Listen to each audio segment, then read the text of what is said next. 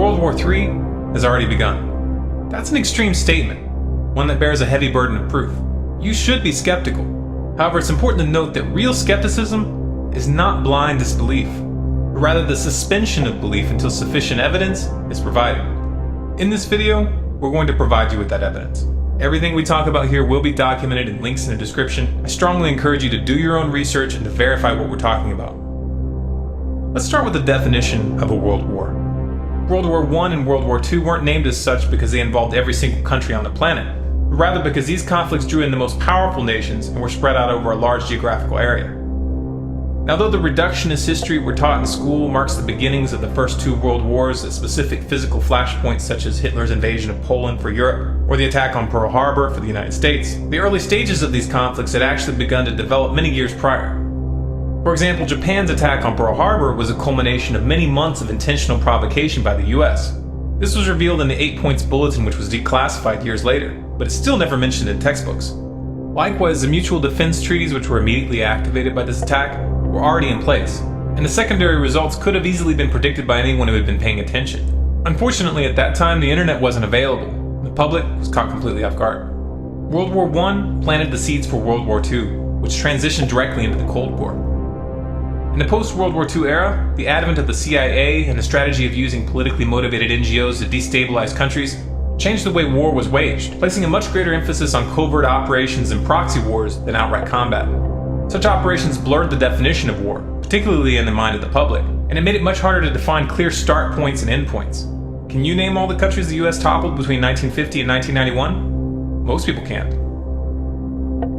The end of the Cold War and the power vacuum that the fall of the Soviet Union created invited 20 years of military expansionism on the part of the United States. And this laid the groundwork for the next global conflict. This next global conflict is what we're referring to as World War III. Now, to establish this is in fact a world war, let's first take a look at the geographic scope of the current conflicts underway. Afghanistan is still clearly occupied by US forces, and as the official military prepares to withdraw in 2014, private military forces are being brought in.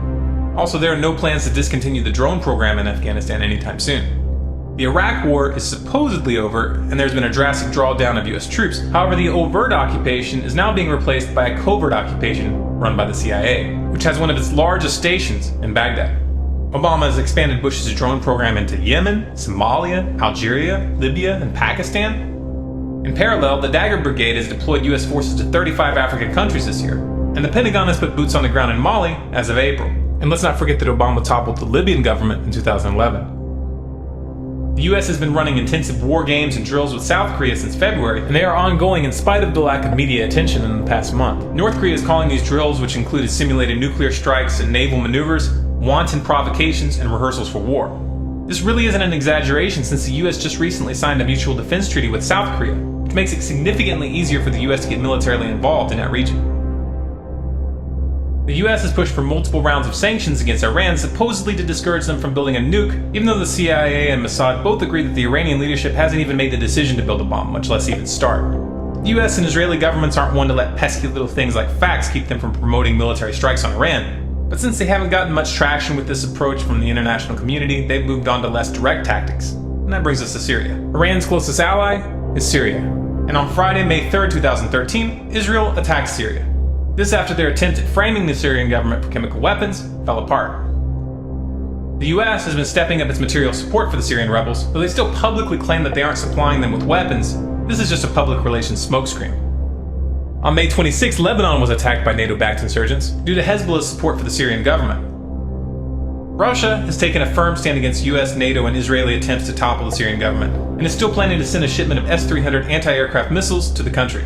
In response, Israel's President Netanyahu reportedly warned Putin that Moscow's sale of the sophisticated missile defense system to Assad could push the Middle East into war, and argued that the S-300 had no relevance to Assad's internal battles against rebel groups. This statement, coming right on the heels of the unprovoked Israeli airstrikes on Damascus this month, leaves little doubt as to what these missiles are intended for and why Israel is angry. Of course, Netanyahu doesn't like this. He wants to be able to continue attacking Syria with impunity. Now, this past week, Russia moved a group of warships from their Pacific Fleet into the Eastern Mediterranean for the first time in decades to, quote, protect Russia's interest in the region. This move counters the US naval presence which has built up in the area over the past several years. Both of these moves are direct statements about their intentions regarding Syria and Iran. This is only a rough summary of the early stages of this conflict. Much is being left out here. But this should be enough to establish this is indeed a world war. Now as for the players, how are they divided? Who's allied with who? On one side we have China, Russia, Iran, North Korea, Syria, and a handful of nations in South America. The role of the South American nations in this conflict has been strictly economic, but as we'll discuss later, economics is central in this crisis. On the other side we have the United States, Israel, and NATO, which includes most of Western Europe, Saudi Arabia, Qatar, and a handful of others. So clearly the most powerful nations in the world are involved. If tomorrow a direct war between the United States and Russia were to break out, this would mark the official beginning of World War III. But obviously this wouldn't really be accurate. A proxy war between the US and Russia is already underway in Syria and in Iran, and a currency war is already underway between the United States and China. The question here is really only one of scale. How far will this go? Will the US and its allies back down before this escalates into an open war involving the big players? Obviously it's impossible to answer that question with 100% certainty. These are human decisions, and even madmen sometimes have moments of lucidity. However, when you understand why these wars are happening, it becomes clear that it is highly unlikely that the US and its allies will back down. So why is this happening? What is the motive for this aggressive posture by the United States and its allies? We've talked about this in detail in a number of videos, including The Road to World War III, which explains the history of the petrodollar and how it pertains to this current conflict. So we won't rehash all those details here, but to summarize, this war is a war for the control of the global financial system. The dollar is nearing the end of its days, and the powers that be know this. They could let the dollar fall and allow the rest of the world to choose their own course. But they don't want to. The powers that be would much rather take a gamble and stake it all in an attempt to control the currency that will replace the dollar. If they have it their way, this new currency will be a truly global currency. I think we've all got to move towards that opportunity, and I think the challenge also is whether we should move towards an international currency, because the speculation and the complexity of currency has caused some of the irritation, not only among the trading nations, but among individuals. This global currency will be accompanied by global government, which they will claim is necessary to prevent another tragic war like the one they're setting off right now. It's a classic problem-reaction-solution setup, where those that create the problem manipulate the public into accepting a solution that puts more power into their hands. They are going to attempt this one way or another. If they don't, then they will lose everything. The question is, how will we respond?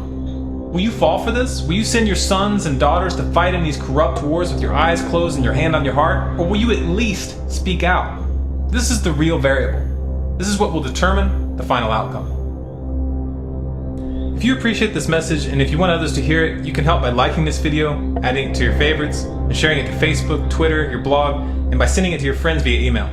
If you'd like more videos like this, subscribe to StormCloudsGathering on YouTube.